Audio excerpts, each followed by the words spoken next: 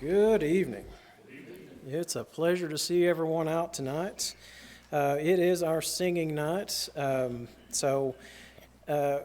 I was kind of going over this lesson, it ended up being something like an hour and a half, so I'm really going to have to squeeze it down here a little bit, and I say that in jest, but it did end up being a little bit more than I intended, so I'm going to jump straight into it. I want you to set your minds back to the 90s. Now, I understand that there are quite a few of us here that were quite young or maybe not even born at that time. But there's a lot of us here that probably remember the 90s pretty vividly. I want to focus specifically on the financials, the financial sector. You see, there were multiple stock market booms during the 90s. And we saw it in a lot of places. Probably the most well-known, as you probably recall, was the dot-com, which ended up being a bubble and, bursting and created its own financial troubles. But another sector was the energy sector, those companies that dealt with trading energy, such as natural gas or electricity or water and all kinds of things. And during this time, there was one company in that energy sector that really stood out kind of above the rest. And by the beginning of the century, this company had strung together multiple years of just astronomical, unbelievable growth. To put it into perspective, a respectable growth rate for a company in the energy sector was 2 to 3% year over year. This company was growing at a staggering 65% on average. It was a shining star and one of the S&P 500's strongest companies.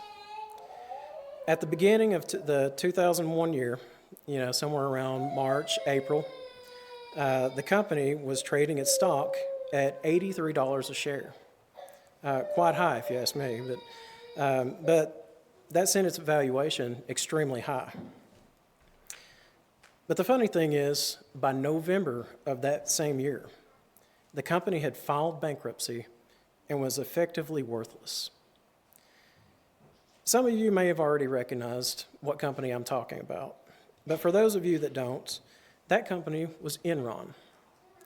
It made headlines across the United States everywhere because of how big of a disaster it was.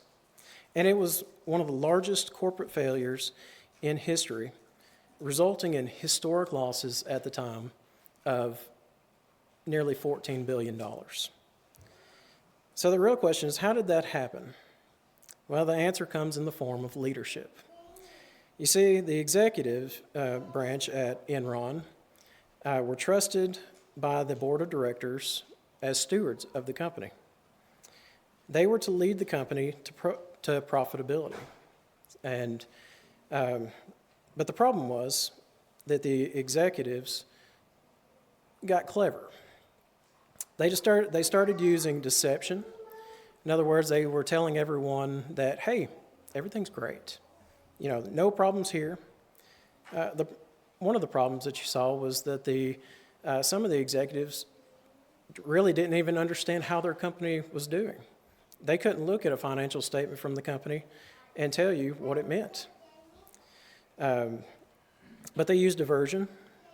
It was kind of like a shell game of sorts. They were just moving piles of money here and there, and in the grand scheme of things, it made the company look extremely profitable. But they also used some very shady accounting practices, practices that if you were caught doing them nowadays, you would be almost immediately put in jail. And so in the end, the company looked extremely profitable. But when you actually took a look under the hood, the company had so much debt that for years it had been hemorrhaging money instead of making it.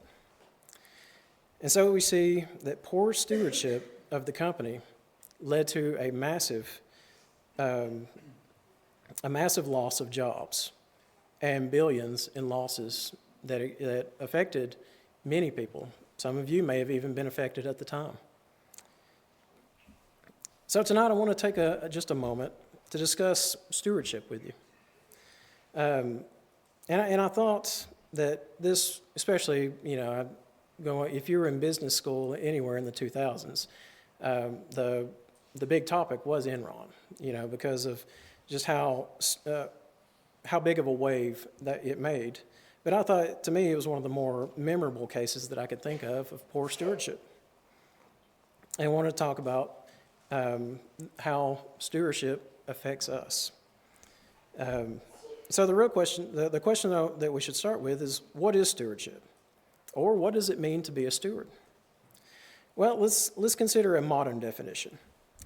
Webster's defines stewardship, or being a steward, as one employed in a large household or estate to manage domestic concerns.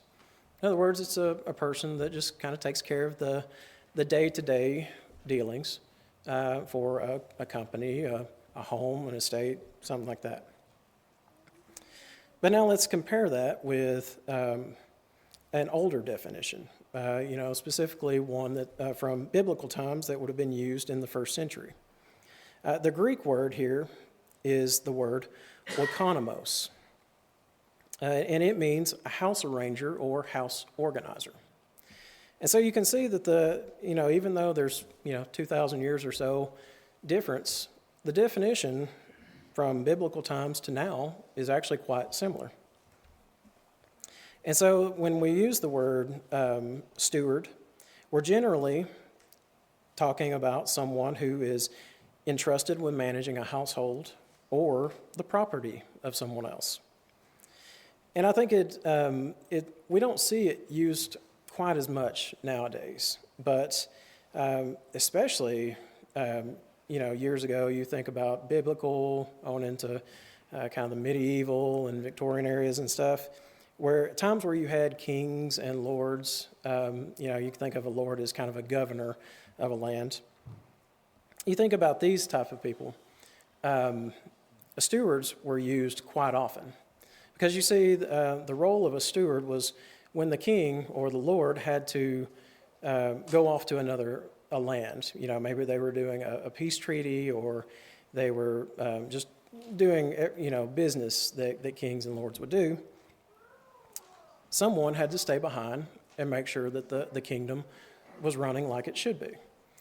And so that was the role of the steward. They stood in place of the king and kept things running, so that the king could go off and do business.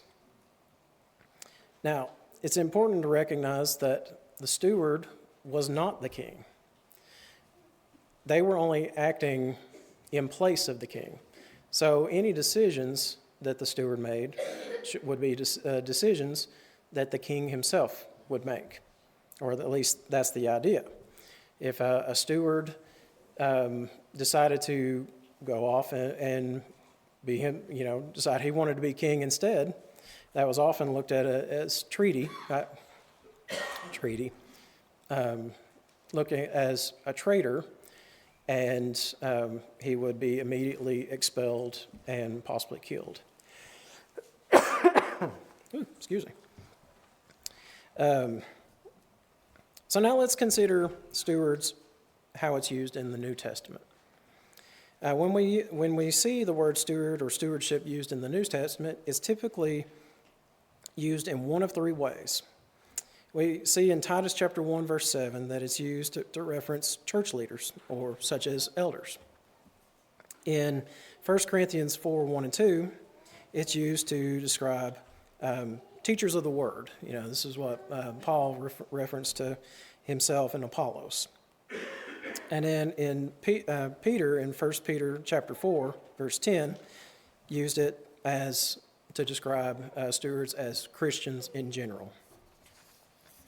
So, as Christians, regardless of what level we serve at, we are all called to be stewards. And as stewards, God has placed certain expectations that we will properly care for what He has entrusted to each of us. So I think a good place that we can go to get a little bit better idea of what stewardship looks like would be the parable of the talents in Matthew chapter 25. So let's consider that for a moment. If you would, turn over to Matthew chapter 25. Let's read verses 14 and 15. Sorry. For the kingdom of heaven is like a man traveling to a far country, who called his own servants and delivered his goods to them. And to one he gave 5 talents, to another 2, and to another 1, to each according to his own ability. And immediately he went on a journey. When we look at these 2 verses together, I think that we can pull out 3 specific things that we can consider when we're thinking about stewardship. The first thing is time. The next thing is things. And the third thing is talent. So let's consider the first thing, time. The first thing that we notice when we're considering time is given to us in verse 14. It says that the man was going away on a journey. He was going away. And then if you jump down into verse 19, we see that after a certain period, the man came back. And so it doesn't give us an exact amount of time, but I think the idea that we can learn from this is that there is a window of time. You know, in this parable, there was a window of time given to the servants. And the same applies to us. One day, Jesus is going to come back. We don't know when, but right now we have a window of time to which we are to act as stewards. The next thing to consider are things. When we're talking about things in the context here, we're talking about the property that has been entrusted to us to care for. And so when we look at back at the parable, verse 15 tells us that the servants were given talents. We know that talents are a sum of money. It's a weight denomination, typically used with silver and gold. And so we're talking about this is some real money here that is being given to the servants. You know, it's not just it's not just pennies. And then we see that verse 16 and 17, and we see that 2 of the servants went at once and utilized the money that was given to them, the talents. And so in doing so, they were able to produce more for their master. And then the third thing is talent. Verse 15 tells us that each was given according to their ability. The first 2 servants, as the master knew, had the ability to take and the trade and use what had been given to them to produce more. And then it's important to realize that the amount of the talents was given to each one of them, each one, respective of what they were able to handle. The master did not expect the servants who were given 1 and 2 talents to produce in the same manner that the 5-talent servant did. And so it's important to understand that if he had expected that, he would have gave them all 5 talents. And so he gave according to their own ability.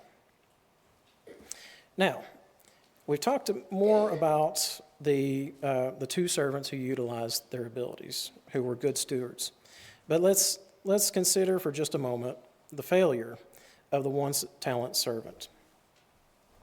He was given a certain amount, just like the rest. But as we see in verse 18, tells us that he went and he chose to dig a hole and bury what was given to him. So this means that that what the master had given him wasn't producing anything. Even more so, we see that the master later on tells the servant that he could have easily, just as easily, left the money that he gave to that servant in the bank and produced more. So he effectively lost on what he had been given, or what he gave to the servant. But this also means that the servant did not meet the expectations that were set upon him, and therefore he was not a good steward of what the master had given him. So in the end, what we see is the other 2 servants who met the master's expectations of being stewards were told, "Well done, good and faithful servant. Enter into the joy of your Lord."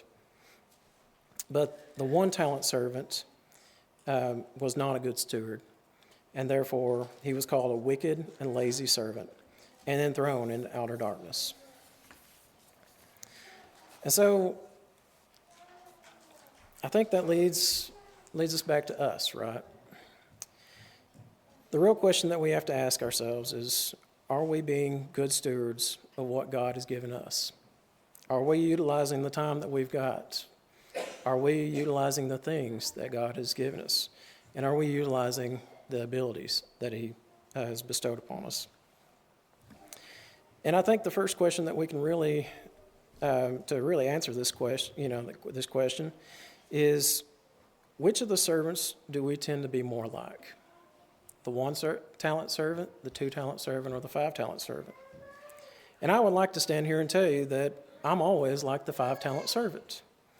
But in truth, I have my moments where I'm just like the one-talent servant, as bad as I hate to admit it. But I think the important thing here is that verse 19 tells us that there will be a day that the master will come back. We have a window, and we have to take advantage of that window while we've got it. So are we making the most of the time that we've been given as stewards?